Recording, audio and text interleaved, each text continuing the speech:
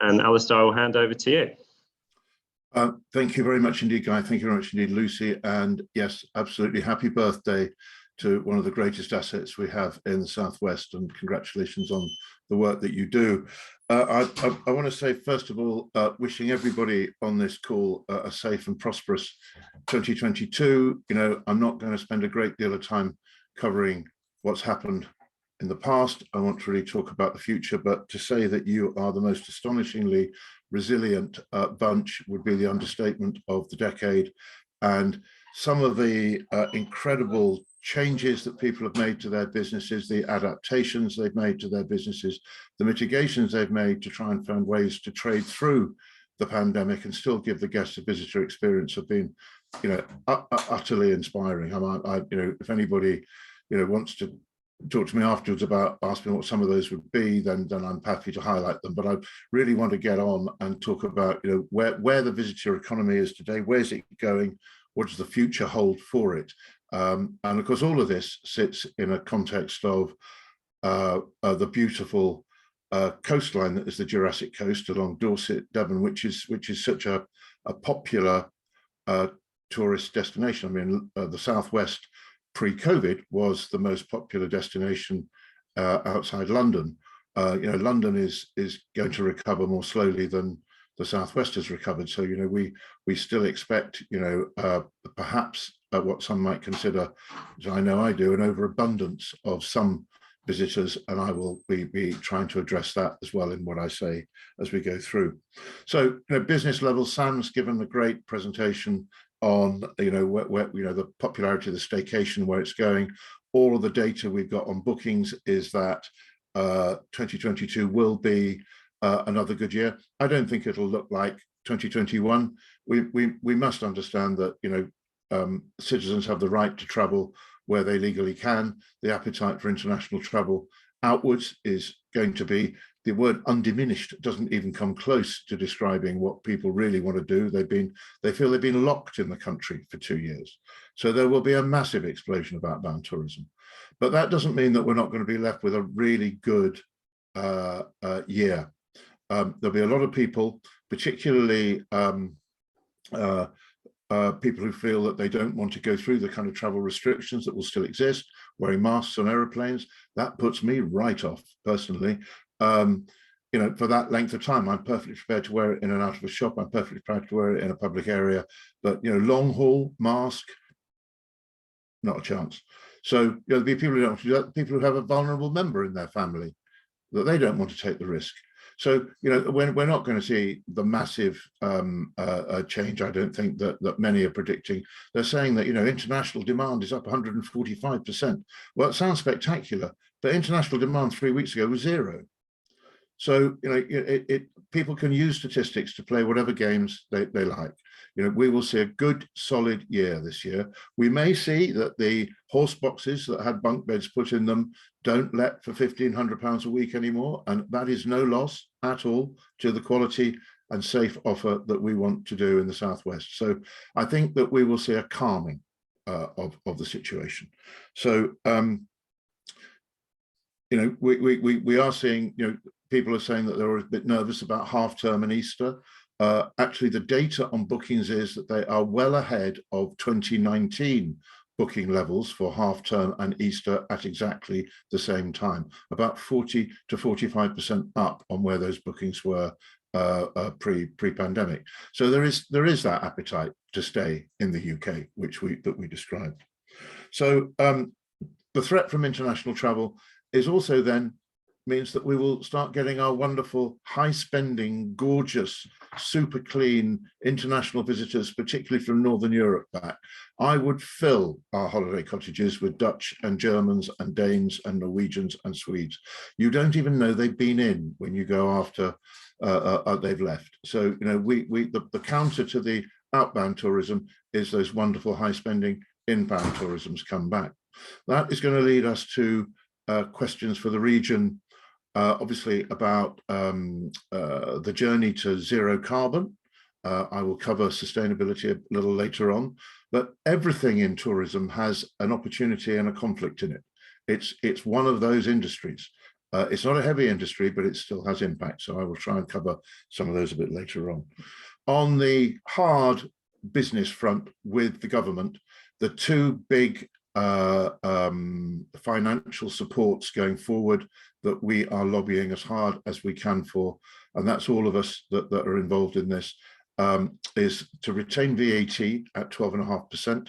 That is the biggest single support the government could offer a sector that is still in recovery. The biggest single thing would be 12.5% VAT.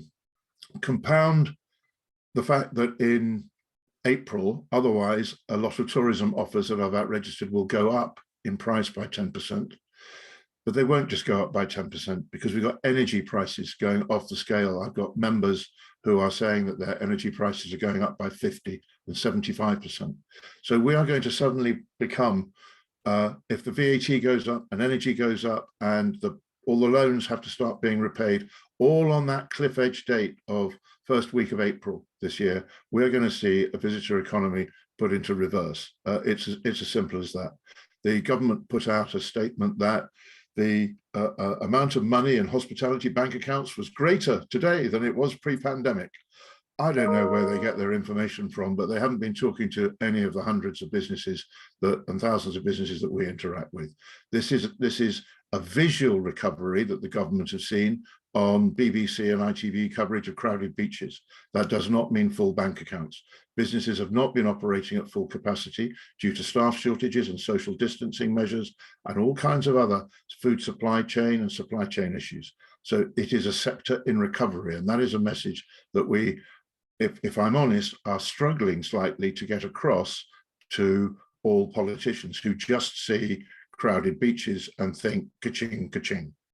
So what else can they do? The business rates review that we were going to get, hospitality pays 2 to 3 times as much proportionately than any other sector does on business rates. And that's because in order to give our guests a good experience, we need more space than other businesses. So it's a good old-fashioned tax. It dates back to the Windows tax, actually. So it's been really well based in science all the way through. It's been tweaked more times than a piece of Microsoft software, and it's still not fit for purpose. So it needs a root and branch review. It's absolutely ludicrous the whole way that it operates. And the Chancellor's backed down, despite the fact he's made multiple promises and election promises to do that. So what they're doing is they're giving us a discount going forwards of 50%. That's not a permanent measure. So either a review or a permanent measure is what's needed to support hospitality businesses of all kinds. On a more positive front, because we do get successes as well as sometimes not get very far, we have been lobbying for years on trying to get a statutory registration scheme for accommodation businesses, primarily to ensure that they are safe and legal. At the moment, I could, whilst I'm on this call, put my office on Airbnb. I could just put it on Airbnb. I could just tick some boxes, be available. Where's the fire alarm? Well, there is a fire alarm. Of course, there's a fire alarm in here. But even if there wasn't a fire alarm, I could just put it on. And your primary responsibility in law as well is the safety of your guests. And yet you can just list anything you like. That lovely horse box comes to mind, full of straw on the bottom. Let's just stub out a cigarette or stick an external plug socket in to charge an iPad. Don't go there. It's terrifying what was available last year in terms of guest safety. So the government has finally agreed in the tourism plan, recovery plan, that they would have a consultation on statutory registration.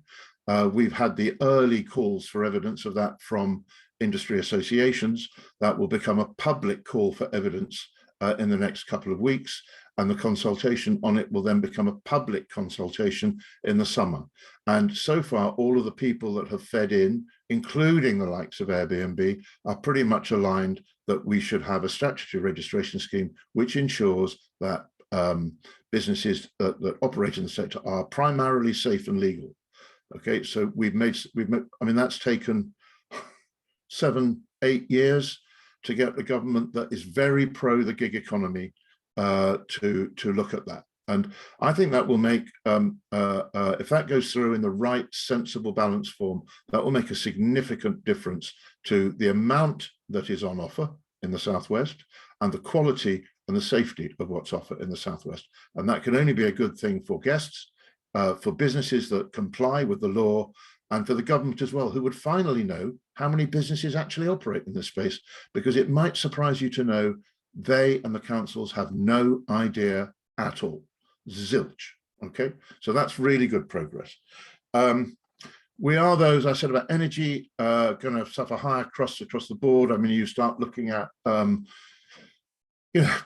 brewers saying that, we could be paying anything more up to 50p a pint more. We've got energy going up dramatically. The whole supply chain is under stress. And if any of you are doing building work out there and trying to build anything, we are, and all I can say is you have my deepest sympathy.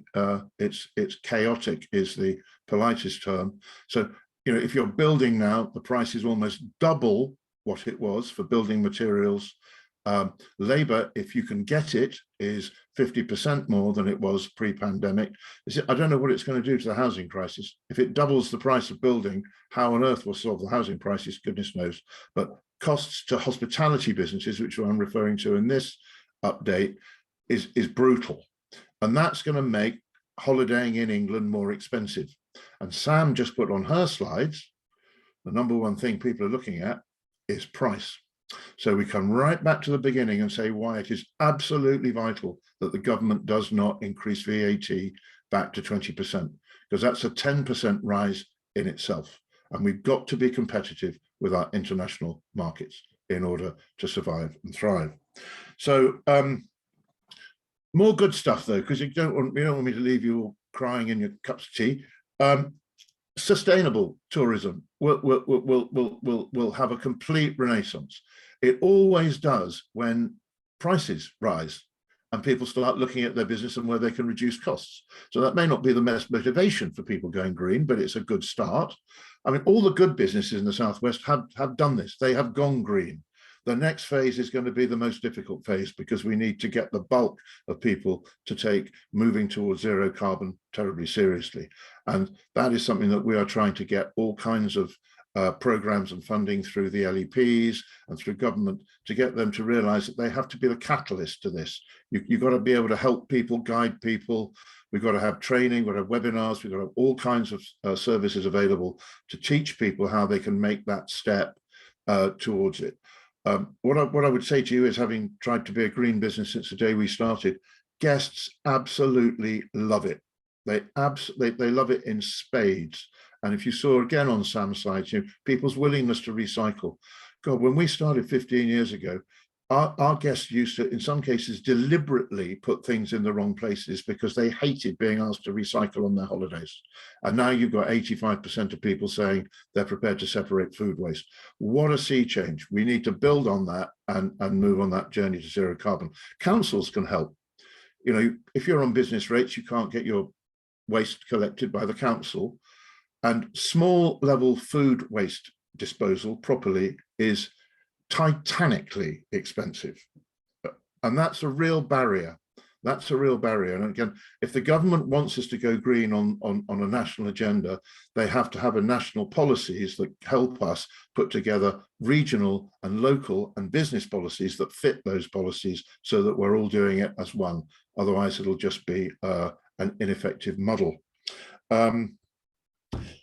I've said about the government view is that we're doing really well. We need to make sure that we keep hammering home that it's a bit of a superficial gloss at the moment.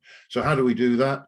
We all lobby, as Sam said. We lobby. We work with Sam a lot, and Sam's on the Great Southwest Tourism Partnership, and she's works with us. And I can see on here we've got Sally Everton on the call from Visit Devon.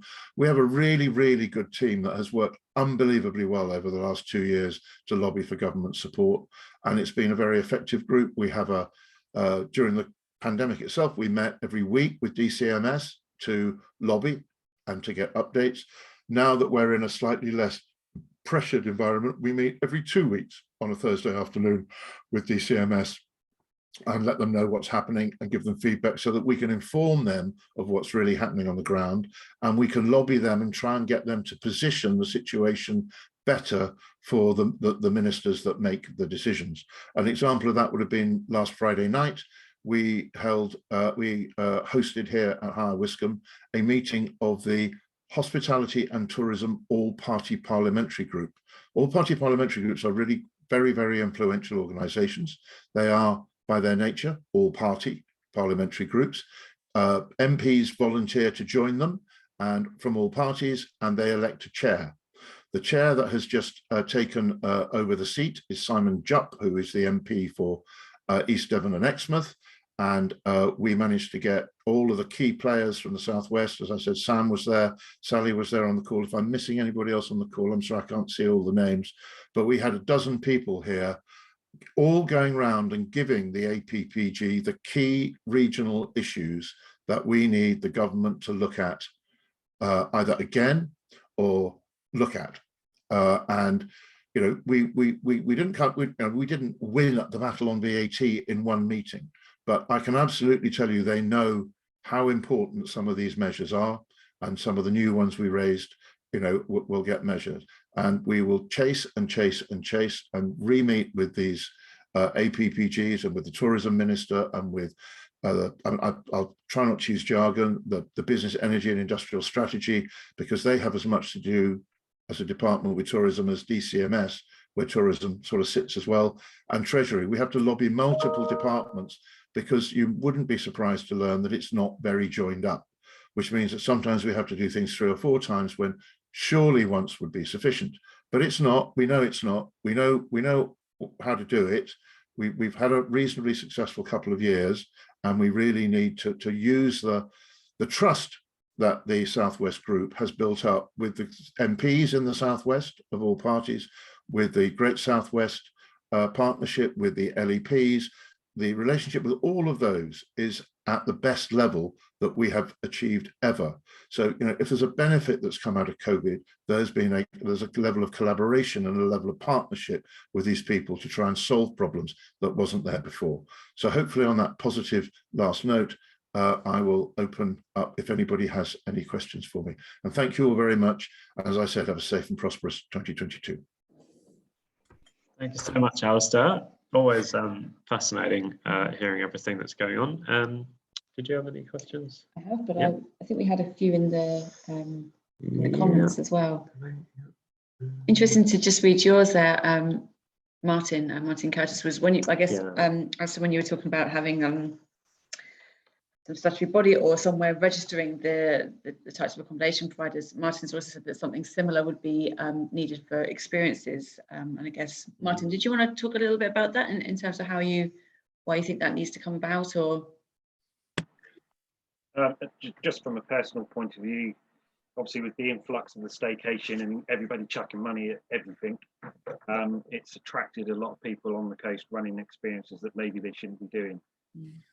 So, you know, from my point of view, as a qualified guide, it's very frustrating and hard for me, because I spent a lot of money and a lot of time getting that qualification to be doing it professionally on the coast, and people are taking work away from me. So, you know, a similar register, which I think would be really good for experiences along the Jurassic coast. Yeah, and particularly in terms of guides, when you've got, again, people's safety, you're out there with tides, you're out there with, you know, rocks and on the cliffs. It's yeah, definitely. I mean, people unfortunately don't understand the liability side of things when it comes to running the experiences for people, and the clients paying for that experience, they don't understand it either. So they assume that they're okay and they're in good hands, but unfortunately they're not. So it would definitely benefit this coastline, a register like that. I totally agree with Alistair's theory with the Airbnb problem. I know several horse box owners that have been selling them out all through the summer. Yeah. Gosh. Okay. Any other questions from the group? Can you see on the next page? I can't see. Hands up. No. Alistair, I had a question. You touched briefly there on potential of inbound tourism, potentially sort of balancing off what people want to leave the country and then people coming back in the country. Do you know if the government is going to start to respond to that and start promoting us again at any point in the future for inbound tourism? Yes, there's the beginnings of it. I wouldn't suggest that any deflection is going on from Downing Street at all at the moment. You know, I mean, I'm just gutted I wasn't invited. I'll be honest, that's my agenda on this one. I mean, yeah, I thought I knew the guy and no invite. He's announced a £10 million fund through Visit Britain to start to encourage European and American inbound tourism, to say that, you know, we're the most open for business. So, you know, from my perspective of self-catering, where I have my hardest data, it's trickling back. I mean, it's been 0 for 2 years. So we've had a 26,000% increase over the last 3 or 4 weeks, but it's only about 12 bookings so far. But it's 12 more bookings in 10 days across you know, a lot of properties, 2,000 properties. So it's starting. Normally they're the earliest to book because they're the most organized, being Northern European, and Americans having to book the flights. But I think they will come this year. I think that we have a really good chance of seeing those, particularly Northern European visitors, because that's a car journey, and that's again able to control their own space, which is an important aspect. I know Sam said it's low on her survey, but I still instinctively think that the reason that staycations have been so popular in terms of, I'll just call them holiday cottages or that kind of thing, they're the only place that people have been able to select entirely who they share their time with. And so whilst people are saying they're not asking for it, I would agree with the data that Sam had on that, because in July 2020, we got 2 questions when people were booking. What's the cancellation terms and what's your COVID security? Now the cancellation terms have dropped to, you know, have you got a swimming pool under that, but they're still right up at the top, and less ask about COVID, but they still want it. I mean, the fact that we still do all our COVID security here, we get thanked for. So, you know, it's still important and like recycling is important to a lot of people, but they wouldn't tell you that it was the primary reason they booked somewhere. But if they found out you didn't do it, I guarantee you they wouldn't come back if it was important to them. So somehow you have to juggle this data in order to get the right call. I genuinely think we will see about 1/3 of our European visitors back this summer. I do. And I hope very much that we do, because as I said, they're gorgeous. Yeah. Interesting. Thank you. Yeah, Simon, you had a question. If you just take yourself off mute there. Yeah, thanks. It was just, I'm Simon Addison from the Roman Baths in Bath. Just to build on Alistair's point about international recovery, actually. So in November and December, we saw about 10% of our visitors taking non-English audio guides. So we've just started to see the trickling back of some international visitors, mostly staying with friends and family. So not so much coming in and you know, self-drive and booking that accommodation, but looking for the flexibility of not having to commit the accommodation expenditure alongside their travel. They know where they're staying with friends and family. That has been Northern European, and also quite a lot of Chinese-speaking visitors, which we're putting down to students, international students, rather than people coming out of mainland China, which is still quite difficult. Yeah. Okay, thank you. All right. Don't think we've got any more questions. So we've got our coffee break now. I'll just stop the